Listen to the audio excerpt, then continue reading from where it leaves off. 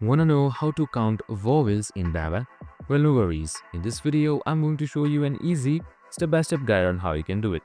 It's super simple and under a minute, so let's get straight to it. Now, first things first, simply open up your compiler or any application that runs Java.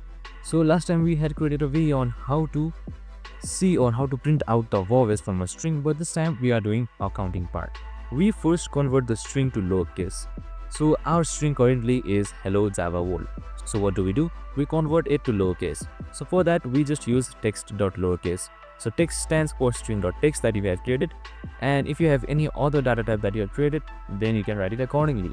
We loop through each character using a for each loop. So we have created a for each loop package. So it's inside of for each loop that you can see. And if the character exits inside the string, that is a e i o u, we know it's a vowel, so we increase the count. So we use index of to check if the character exists in the vowel list, and after looping we print the count. And that's it. Super simple and easy. You can just run it off to see the results, and it should be right here. So the vowel is 5 under hello Java word. I hope this video helped. If it did, make sure to like, subscribe, and tune in with us for more of these videos. See you in the next one.